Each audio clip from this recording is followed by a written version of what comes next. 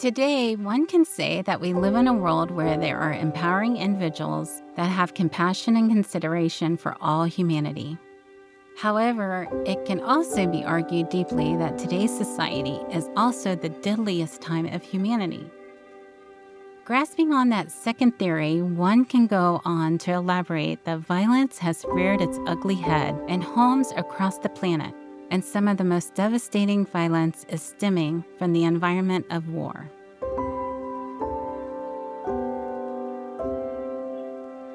Recently, the most headlining events in war culture is the Syrian civil war. When one thinks of war, they usually do not envision a child's presence, especially when it comes to a child headlining the media stories for causing the war to begin. When I first heard a child was accused of starting the Syrian civil war, I was shocked. Could you imagine being a child in today's society hearing this news? I was taken aback by the careless choices of words that some adults have chosen to explain how the war started. I was researching a documentary at the time about domestic violence, and the research kept pointing to one place: children.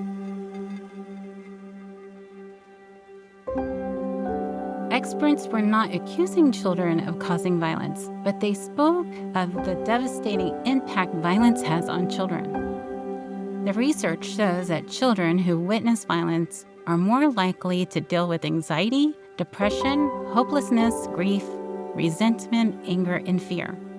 In the case of the children of Syria, they witness the violence and bring it back into their homes, creating a cycle that extends into adulthood, where they both, women and men, being accepting violence as the normal lifestyle because it has been all that they have known. Over time, I was exposed to bits of information that opened my eyes to the world of the Syrian children, and it broke my heart.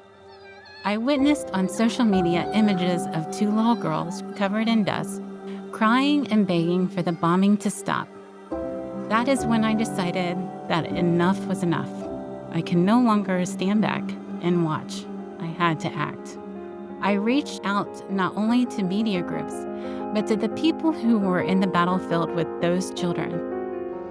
Out of the many I reached out to, only one was willing to speak.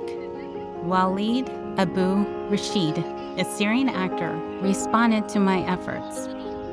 Along with his team, he performs for the children of Syria through puppet shows, singing and dancing, spreading hope to those he entertains.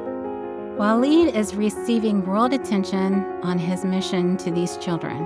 He is bringing more than just smiles to their faces. He is helping to stop the violence from returning back to the home.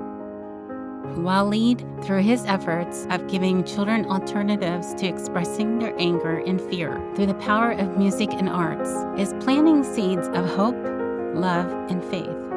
When Walid would sing songs to the children, I could not understand the message because it was pertaining to Syrian culture. However, the children, of course, understood, and they loved it. I learned very quickly that recovery comes in many different styles, and one path of recovery does not fit everyone. I learned volumes from Walid and the people and the children of Syria.